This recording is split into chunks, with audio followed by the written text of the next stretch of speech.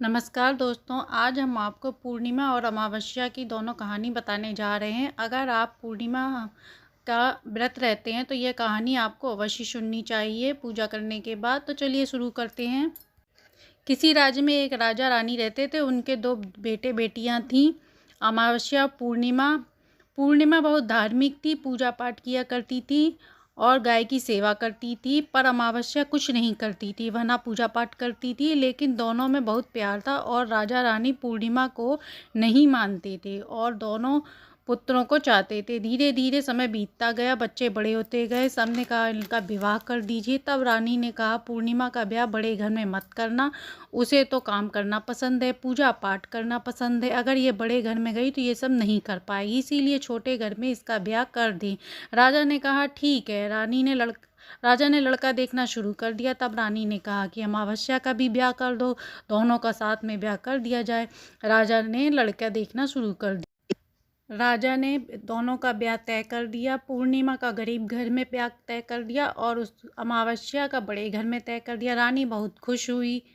समय आने पर दोनों का ब्याह कर दिया गया। अमावस्या को खूब दान दहेज देकर ब्याह किया गया, पूर्णिमा को कुछ भी नहीं दिया और गरीब घर में उसका ब्याह कर दिया गया। वह अपने घर चली गई। पर पूर्णिमा के भाई भाभी उसको बहुत प्यार करते थे। वह अपनी भाभी का काम में हाथ बटाती थी। अमावस्या रौब झाड़ती थी, इसीलिए उसकी भाभियाँ उसे पसंद करती थी पूर्णिमा को। एक बार अमावस्या ने अपने घर में पूजा रखी और पूर्णिमा को नहीं बुलाया। तब गांव की स्त्रियों ने पूर्णिमा से कहा तुम्हारी बहन ने पूजा रखी है, तुम भी चलो।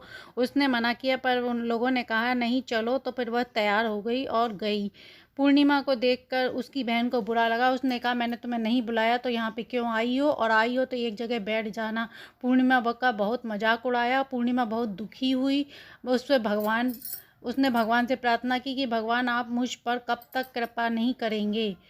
मैं इतनी पूजा पाठ करती हूँ, गाय की सेवा करती हूँ, क्या ये सब करना पाप है? पूजा करने के बाद अमावस्या ने सबको प्रसाद दिया पर पूर्णिमा को प्रसाद नहीं दिया। वह बिना प्रसाद के घर आ गई। उसको विचार आया कि भाभी के घर होके चलते हैं। रास्ते में तुलसी का एक पेड़ मिला, वहाँ चबूतरे पर बूढ़ी माँ बैठी थी। उसने पूर्णिमा से कहा बेटी तुलसी का पेड़ सूखा जा रहा है, थोड़ा पानी से सिंचाई कर दो, चबूतरा धो दो। पूर्णिमा ने कहा ठीक है माँ जी, मैं कर देती हूँ। बूढ़ी माँ को स्नान भी करा दिया, उसे आशीर्वाद दिया, कहा लौटते समय मुझसे मिलकर जाना। उसने कहा ठीक है माता जी। चलते चलते एक मंदिर मिला, वहाँ पे भी एक बूढ़े बाबा मिले।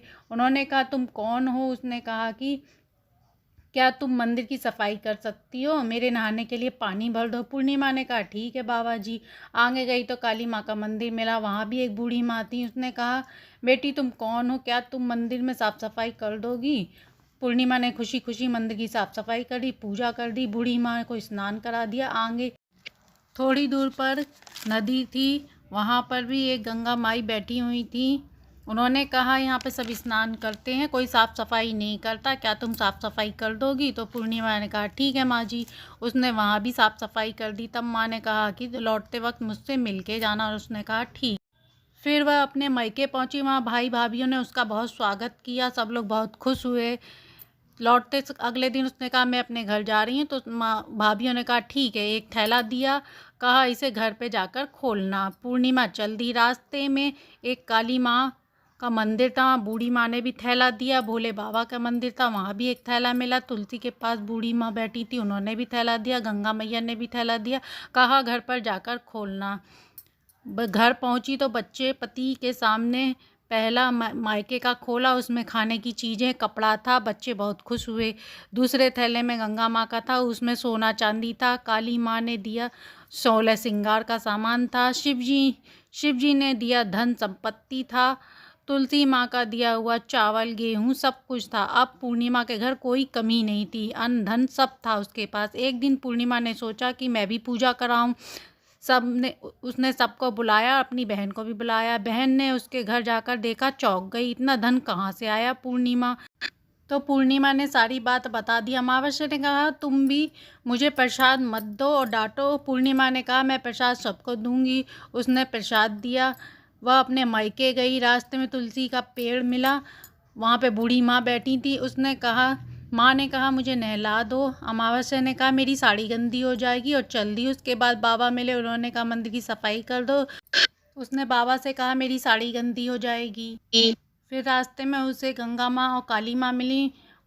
उसने उनसे भी वही कहा कि मेरी साड़ी गंदी हो जाएगी और आगे चल दी। आगे जाने के बाद उसने अपने मायके में पहुंची। वहाँ भाभियाँ देख के उसे मुंह बनाने लगी। अगले दिन उसने कहा मैं अपने घर जा रही हूँ, तो भाभियों ने कहा अच्छी बात है जाओ। फिर उसने अपनी भाभियों से कहा कि आपने पूर्णिमा को तो थैला दिया, मुझे कुछ नहीं देंगी? तो उन्होंने कहा कि तुम्हारे घर पहुँचा देंगे। फिर अमावस्या गंगा जी के पास आई। उसने गंगा जी से कहा कि आपने पूर्णिमा को तो थैला दिया, मुझे कुछ नहीं दिया। तो गंगा माँ ने कहा तुम्हारे घर पहुंचा दिया जाएगा। फिर उसके बाद काली माँ, बाबा और बूढ़ी माँ से भी यही कहा, तो उन्होंने भी यही कहा कि तुम्हारे घर पहुंचा दिया जाएगा। जब वो घर आई तो उसने घर आकर थैला खोला, देखा तो उसमें ईंट पत्थर और सांप थे। तो उन्हें देखकर वह डर गई और उसके बाद अपनी बहन से मिलने आई। बहन ने कहा कि मैंने निस्वार्थ भाव से उनकी सेवा की, इसीलिए उन्होंने मुझे सब कुछ दिया। तुमने उनकी सेवा नहीं की, तुमने कभी भाभीियों का काम में हाथ नहीं बटाया, इसीलिए उन्होंने तुम्हें कुछ नहीं दिया।